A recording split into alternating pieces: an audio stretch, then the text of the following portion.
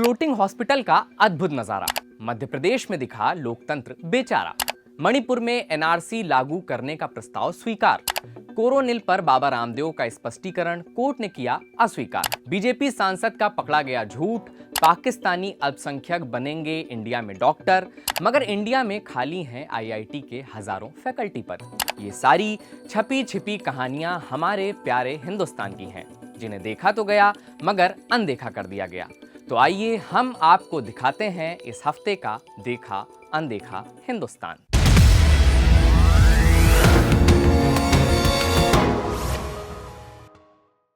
विकास के क्रम में हम मंगल तक पहुंचने के बाद फ्लोटिंग हॉस्पिटल और इंडोर झरने तक पहुंच गए हैं। ये दृश्य कानपुर के सबसे बड़े सरकारी अस्पताल उर्सुला का है। अगर आपको लग रहा है कि कानपुर चेरापूंजी बन गया है तो आप गलत हैं। इस फ्लोटिंग हॉस्पिटल का निर्माण महज 1 घंटे की बारिश से हुआ है।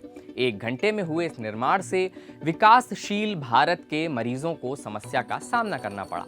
अफरा तफरी का माहौल रहा, मगर इस बीच जिम्मेदार नदारद दिखे। अस्पताल के बाद बात अब स्कूल की कर लेते हैं। जब पत्रकारिता महज चीखम चिल्ली बहसों तक सिमट गई है, तब पत्रकारों को इस नन्हे पत्रकार से प्रेरणा लेनी चाहिए। झारखंड में गोड्डा के 12 साल के सरफराज ने नकली माइक से असली खबर दिखाई और पत्रकारों को आईना भी। अब देखिए उत्कर्मिक प्राथमिक विद्यालय भिकिया चौक में पहुंचाओ। इसका मकसद क्या हुआ? मैं आपने कहा ये देखिए आप दिखाए कैमरा में इधर। जैसे कि मैं बता जा रहा हूँ, स्कूल खुल गए, घर में सो गया है, खाली हाजिरी बनाने आता है इस स्कूल में। दूसरा एक भी बच्चा नहीं है। बच्चे से पूछेंगे क्यों नहीं इस स्कूल में पढ़ने आते आप लोग? अब स्कूल में क्यों ना पढ़ने आते हैं भाई? स्कूल पढ़ने तो पढ़ाते नहीं है, लेट्रिन करने भी बहुत तकलीफ होते हैं। और पानी का व्यवस्था क्या होता है? पानी वहाँ बहुत दूर जाने पड़ता है। और इधर दिखा कैमरा मैन, इधर आ रहा हूँ, देखिए अभी लैट्रिन का व्यवस्था मैं बताता जा रहा हूँ कि इस स्कूल में लैट्रिन का व्यवस्था नहीं है। क्यों नहीं है ये बता रहा हूँ कि इस स्कूल में लैट्रिन का व्यवस्था करना चाहिए। क्या कर रहा है सरकार? ये देखिए क्या क्या है लैट्रिन में। अब देखिए यह है लैट्रिन। कैसा है? स्वच्छ भारत अभी चल रहा है अभियान, तो कैसा ये स्कूल है? नदारद दिखी बीजेपी सांसद निशिकांत दुबे की बातों से सच्चाई। कृषि प्रधान भारत के कृषि प्रेमी सांसद ने दावा किया कि बीते 8 सालों में एक भी किसान ने आत्महत्या नहीं की है। पहले माननीय का बयान सुनिए।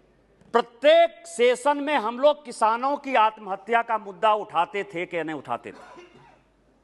आज पिछले 8 साल में एक भी चर्चा अपोजिशन ने किसानों की आत्महत्या का किया है? यदि नहीं किया है तो इसका मतलब कि किसान आत्महत्या नहीं कर रहे हैं। अब आप इस बयान का सच जान लीजिए। नेशनल क्राइम रिकॉर्ड्स ब्यूरो यानी एनसीआरबी का डेटा यह कहता है कि 2014 से 2020 के दौरान 43,181 से ज्यादा किसानों ने आत्महत्या की है। लोकसभा में कुछ भी कहा जा रहा है और लोकतंत्र में कुछ भी किया जा रहा है। अब यही देखिए, सरपंच का चुनाव पत्नियों ने जीता और शपथ पति ले रहे हैं। क्या अद्भुत नजारा है।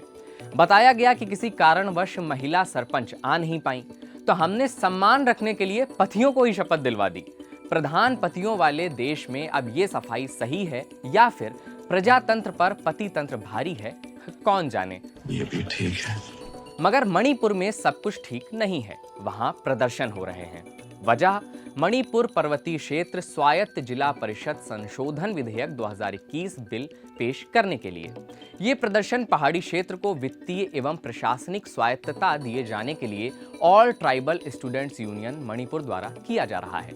वहीं मणिपुर से दूसरी खबर है कि मणिपुर विधानसभा ने राज्य जनसंख्या आयोग गठित करने और राष्ट्रीय नागरिक रजिस्टर यानी एनआरसी लागू करने के लिए 2 निजी सदस्य प्रस्तावों को सर्वसम्मति से स्वीकार कर लिया है। दावा किया जा रहा है कि राज्य के पर्वतीय इलाकों में 1971 से 2001 के बीच जनसंख्या में 153.3% की वृद्धि हुई और 2002 से 2011 के दौरान यह दर बढ़कर 250.9% पर पहुंच गई है। एनआरसी के बाद बात बाबा रामदेव और कोरोनिल की कर लेते हैं। दिल्ली हाईकोर्ट ने 4 अगस्त को रामदेव और उनकी कंपनी पतंजलि द्वारा सौंपा गया स्पष्टीकरण स्वीकार करने से इनकार कर दिया। स्पष्टीकरण रामदेव ने अपने और अपनी कंपनी के उन दावों के संबंध में पेश किया था जिनमें उन्होंने अपनी दवा कोरोनिल के संबंध में कहा था कि वह कोविड-19 के इलाज के तौर पर इस्तेमाल की जा सकती है। दिल्ली हाईकोर्ट ने रामदेव को कोरोनिल से कोविड-19 के इलाज के संबंध में कथित तौर पर गलत सूचना फैलाने और निराधार दावों को लेकर दूसरा उचित और स्वीकार्य स्पष्टीकरण देने के लिए कुछ समय दिया है। कोरोना के समय कोरोनिल को लेकर कई सारे दावे पतंजलि ने किए थे और बाबा रामदेव ने डॉक्टरों का मजाक भी उड़ाया था। भारत के बाद अब बात पाकिस्तान की कर लेते हैं। दरअसल राष्ट्रीय चिकित्सा आयोग यानी एनएमसी ने पाकिस्तान में उत्पीड़न का शिकार हुए और 31 दिसंबर 2014 को या उससे पहले भारत आए अल्पसंख्यकों के लिए देश में डॉक्टर के रूप में सेवाएं देने के लिए द्वार खोल दिए हैं। पाकिस्तान में उत्पीड़न का शिकार हुए अल्पसंख्यक भारत में डॉक्टर के रूप में अब सेवाएं दे सकेंगे।